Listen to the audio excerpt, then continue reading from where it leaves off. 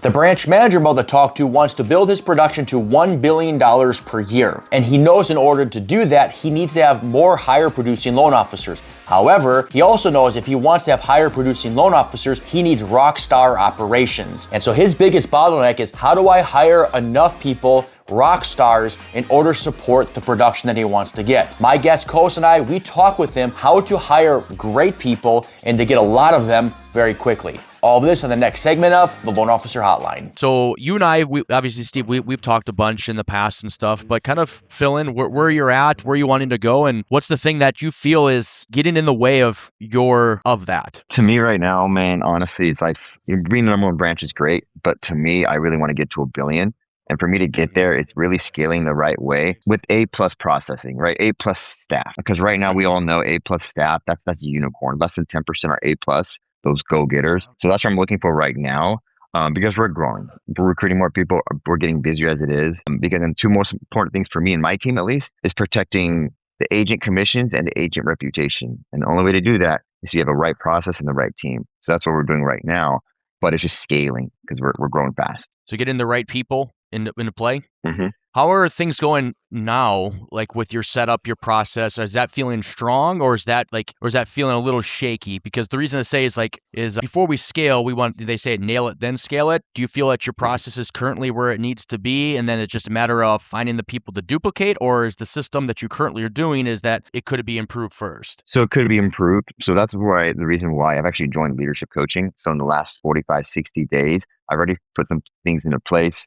I know me and you put on the LP too for my team. Mm-hmm. So we're trying to set up those processes so that we can scale big. Because right now, I haven't really pushed that recruiting yet.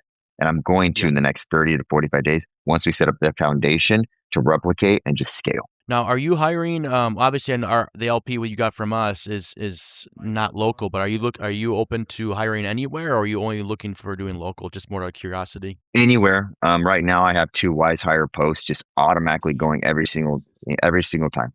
All active. And I just want to have a bench that I'm recruiting every single Friday or every other Friday, and just have a bench ready. So when I need a processor anytime, I go to that bench and be like, hey, I need you. Let's go. And if they're already taken, I go to the next person.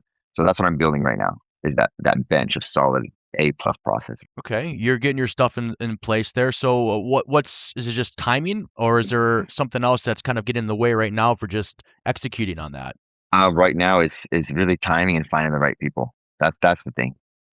Okay. How many interviews are you doing for it? Right now, none. I just set up that White Hire post about a week ago. So I haven't done it yet. We're doing it right now. Right? This is where we're at. Perfect. Hey, real quick, if you're a loan officer or a branch manager and your business is stuck, whether it's because you don't have enough business coming in or you're having trouble getting the business closed, I want to help you. I do free loan officer hot seats where I invite loan officers on one at a time and I help them fix the biggest issue in their business that's stopping them to grow. Now, if this is something that interests you, in the description is an intake form. Fill that out. Let me know a little bit about your business and I'll personally review it. If it's something I think that I can help, then my team will reach out to you and we'll get you scheduled for one of our upcoming hot seats. Let me share a few things, and John, you add too. You might have a different flavor. So I've done a ton of hiring and a ton of scaling, and for lots of different positions. And I've made good hires, I made bad hires, I made tremendous hires. And one thing that I found for all of this is that in order to win in the hiring game, it's a matter of volume. When I say volume, is that I need to get as many freaking candidates as I possibly can to find the good ones. Is because if you look at it, and you said it yourself, is 90% of people's ops are bad, and I might even say it might be 95%, but we'll be nice. We'll say 90%, which means is only 10% are good. Which means that if I have 100 people that apply, statistically, I only have 10 that are any good. Right. And so I have to, like, Alex Ramosi, I don't know if you know who he is. If you don't, follow his stuff. He's really solid. He actually told me this. I was in one of his things, and his team too is that if you want to, hire, you have to, they call it turbo bombing. You have to go at it with reckless abandon. It's as if you wanted to get a new account to get new business from them. I'm going to do whatever I can to get that account, get that business, get that closing, those sales, is that you have to approach your hiring the same way. Is because that's how you're just going to find it. It's just blunt force, whatever the saying is, you just go after it. So just for one is you have a post out, or what, the wiser is that you need many posts, many different places in order to get as many freaking candidates as you possibly can, right? So that's one thing I would say is you need to make your funnel at the top way bigger. Mm-hmm. Then set the bar in your interview process is that they don't immediately go to an interview, is that, okay, now that I have 1,000 people that applied for it, is I can't meet with 1,000. Well, you could, but is like, what are the barriers of entry I can get to get to the next step? And then I would do it is I'm going to find, and might be a little weird, but I would do my first interview as group interviews. Okay. And that's a little challenging if you've never done it at first. So maybe you do your first few individual, just get a kind of a feel of it, especially for that position. But you'll start to get a good feel of what you're looking for. And then through the group is then that you can take them to the next of the individual. Because there's one thing you don't have a lot of, especially doing as much as you have, and it's time. And so it's if you could do more with time, get more out of it, you're going to go through so many more. I actually talked to a guy, a buddy of mine, owns a large mortgage coaching company, and they're growing, and they used to do all of their sales one-on-one, and like we just have too many people coming in, and they switched to group sales. And obviously this is sales versus interviewing, but same thing is that in their drop off and from the number of conversion was hardly anything at all. There was a little bit, but the number of time they got back was well worth that small decrease in conversion percentage from it. And I'm sure they'll get some of those people down the road. So if you want to hire a lot and get that bench, you need to interview way more than you possibly can imagine to find those diamonds in the rough. Yeah, no, that makes sense. But my question to you is, how would the interview process go different from a group to a single? Because I've never done group interviews, and that would, what would be the difference there, you'd say? Well, the way that I do it is in a group, I'm trying to gauge, do people have their camera on, doing these things, and do they following direction? Are they paying attention? Can I kind of get a personal read of it? One thing that in the position that you've gotten to with your growth, I'm sure you've developed a kind of a keen instinct of people on there. Now, the danger is that where people tend to gravitate towards people like themselves, right? But that's not necessarily the case that you want, especially in an ops position. But to get a feel is, are they actually paying attention? Do I feel like I have some chemistry with this person just in communicating with them and those types of things? But then I'm just going to ask them really basic questions. I'm going to ask their history, that kind of stuff, and I'm going to rapid fire through these things pretty quickly. And based on that, and then I'm going to go to the next one. In addition to it, like what we do for our hiring, for our ops position, is that I send them, or when I send them, my team sends them, is that a very detailed thing is, okay, you want this position? Here is a test that you have to do to see from a knowledge perspective of what you have. And it's very detailed. It's very detailed for what we have. Now, could they cheat and use ChatGPT for all that stuff?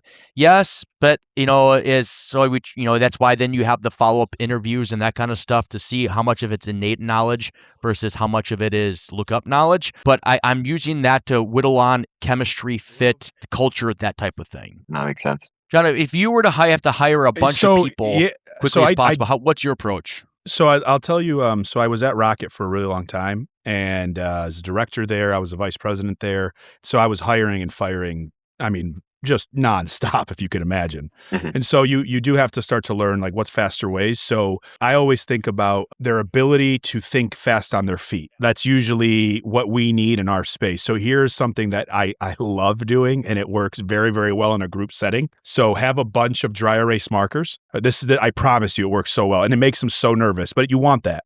So a bunch of dry erase markers, put them each in a corner of the room and say, okay, here's what you're going to do.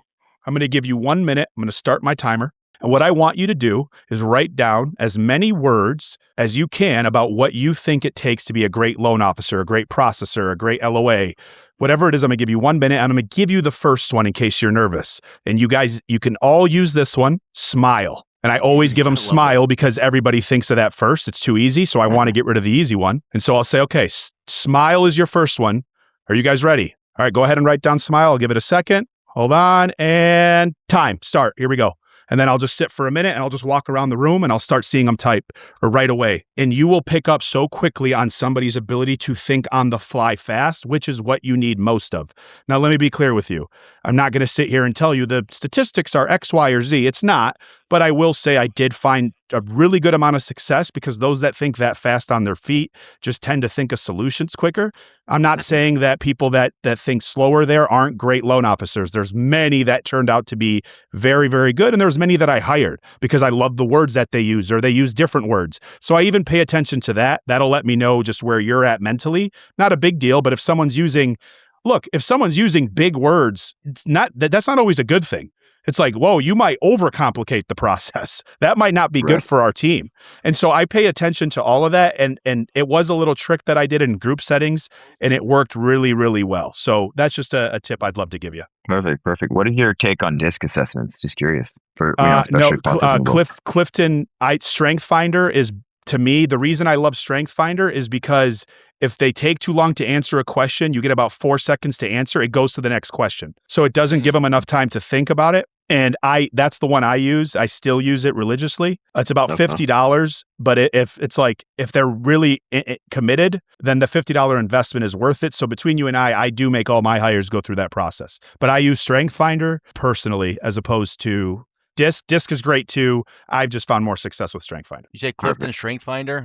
Clifton Briggs is Strength Finder is what it's called. Clifton Briggs Strength Finder. It is. There's multiple books on there. If you're a certain color, it'll tell you. It's pretty accurate. It really is. I've taken it 3 times over 10 years, and I'm pretty much the same outside of a few things that change just because of me personally. But I've had a lot of success with the Strength Finder. Perfect. I'll add that one. And just another good question. So one last good question, because you got so many candidates that we just tried to ask really good ones. I wanted to know about conflict with their previous managers. It was really important to me, and I would try and pull that out as much as I can. So like I had somebody one time tell me about Panera, and they were a manager at Panera and they had a direct report. And like I walked through, they had 4 or 5 situations. It was never the superior's fault. It was always it was never their fault. It was always the other person's fault. Like that right away, I was like, no shot. There's just no way. 6 issues, 5 issues, and every single time, not a single one was your fault. So I like to ask that question. Hey, in your previous job,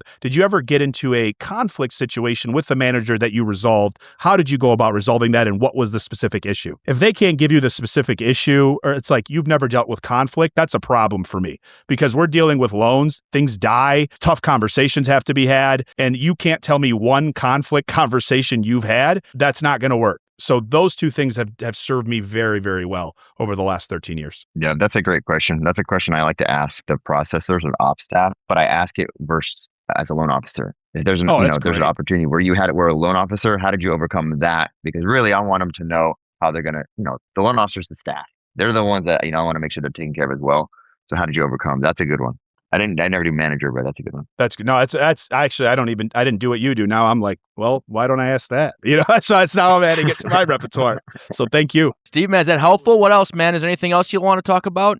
You're killing it, obviously. So these are the conversations I'd love to see, man. You're just it's not simple, but obviously it's not rocket science what you need to do. It sounds simple, man, honestly, but it's just setting up the right systems. Because really for me, I don't want to grow. Because you got one shot. You got one shot at top producers. You got one shot. And if you mess it up, it's gone. And they start talking. Yeah. So it's one of those things where I'm truly trying to set this process up really smooth. So when I recruit hard, I'm going to recruit hard because I'm not kidding. Yeah. Right now, we're about 20 million a month. I want to get to that 1 billion. So that's what we need to do. So that's great, when man. It comes to your cadence for your hiring, I wouldn't overthink too much. Just get it going. And then just know every iteration that you do it, every round of every round of the interviews is just what can I improve one thing from last time that was a pain in the butt that slowed me down? What can I do to make it faster and smoother? And now with AI, so many of this stuff can make it so much easier and quicker. But don't overthink it. Just start doing it, and you will have your correct iteration very quickly, and then you'll be able to scale. Getting more LOs a lot easier. Yeah, no, I agree. So I do have a question now. AI. Implementing AI in the system. What are your thoughts on that? I'll let John take this one. He's a little bit more I use a lot of AI, but John's even more into it than I am. So I would ask you, are you the main source of contact for AI being implemented into your branch, or do you have another person that's like that they figure all that out for you? It's pretty much me and my ops manager, Gabe. Okay. Now, what are you trying to use AI for? And do you even know that? If you don't, that's okay too. I use it for create programs. I created flyers. I mean, it's just the basic stuff. That's it. I really haven't used AI other than that. I mean, I have an What AI avatar that I don't use because it's not great. Things like that. but you don't seem like between you and I, you just don't seem like you're trying to figure out how to use it for your people. Like, I feel like you're pretty dialed in just from you're very calm in your demeanor, just the way you speak. I don't even know you, but you just seem to have that, personality where it's like you're going to figure shit out regardless because you've just done that your whole life. And it's probably more so just, okay, how can I make sure these LOs, my processors are as efficient as humanly possible? Is that fair 100%. or am I off? Okay, cool. So Yeah, if that's the case, you just got to figure out where you want to start when it comes to AI. When it comes to their efficiencies, it's a matter of, okay, do I want to give them something shiny or do I want to actually give them something that will put more food on their table? And I'm sure just based on our brief conversation, I'm guessing it's the latter for you, where it's like, yo, this makes you more money. Have a great day. Okay, I figured that's the case. So if that's the case for you when it comes to AI, you just want to implement systems. I know we're leveraging Beverly and all of that, and obviously we'll work that out and continue to grow and build it. But all it is a system to where they're able to know what to do next and make it as simple as humanly possible. So what do I mean by that? Like when they log in the morning, hey, call this person. Hey, you should reach out to so-and-so. And then that needs to go to like a manager or whoever it is that's overseeing that team, whether it's you or it's your ops manager, and you can just hold them accountable to the very simple, basic stuff. That is where I'm going to tell everybody to start. On the broker space, there isn't a lot of KPIs like I had in retail. Like in retail, I know your credit to setup, I know your credit to submission, your credit to funding, your application to credit pull. I had it all at my fingertips. And so on this side, we don't. And as we start to introduce that in the broker space, we have to be careful with how we scale it. But for someone like you, it's literally the KPIs where you can compare your bottom producer to your top producer and go, hey, AI is telling me that you can put $10,000 more on your table if you do what so-and-so does. Here's exactly what they do. Here's how they do it. The AI bot will tell you what to do. Now you do the same thing. And that to me is as simple and as basic as someone like you needs, because you have all the other stuff that is hard to teach. You're bringing in the business, you're making the money. It's just about how do I make this easier and how do I hold my people accountable without, while still allowing them to run their own business effectively, if that makes sense. Correct. Yeah. Because I mean, I have my ops manager who built out my loan pipeline, which is an AI built, system where it has the dates, has everything very similar to retail. So we have built it on the broker side. But I get you. It makes because they're not going to use it as much, right? It's just upfront. It's going to take them time. So all I've been telling people is, okay, that's okay. What can you get from it in the interim that you can use to grow your team? Like, I'm not trying to force the LOs because it's not going to work up front. They will adopt, but someone like you will adopt it. You'll go, okay, that I can do. But you don't want to be doing the work. You just want to log in. Okay, I see it. Perfect. Email sent out. Guys, why is this happening? What's going on? Why didn't you pull credit? I can see it on your face. Like that's exactly what you're looking for. So that's the path. That's what I'm trying to do with Beverly. That's what we are doing. But in terms of everything else, that's the only goal I've been pushing people towards is stop trying to solve problems for your team. Solve your problems with the data from your team. Mm-hmm. That makes sense. Appreciate you guys. No, appreciate you too, man. You're dialed in, bro. Keep killing it. Let me see. I mean, no, not at this point, no. But hey, I mean, I heard you're a beast, John, and I'm excited to be on here. You're the man. Thank you, guys. So, man. No, I'm working, just like everybody else. We're putting our heads down and just selling every day, just picking up the phone, talking to people. Like that's what makes you a beast, me a beast, DJ a beast. It's like we're just not afraid to have a conversation, and we're not afraid of tough conversations either. So I really think that's the difference in our space right now. A lot of people are whatever. I don't care, DJ. A lot of people are soft in our space right now. They're afraid of more rejection. than a lot, like all of them. Not all of them, but a lot of them. I've been rejected my whole life. I don't care. Yep. Don't care. Exactly. Well, Steve, brother, appreciate you. I'll see you soon, man. We'll always run into you somewhere. Yeah, 100%. We'll chat soon. Hey, appreciate DJ. Hey, appreciate John. Really nice to meet you. And we'll connect. Hey, thanks, man. See ya. See ya, brother.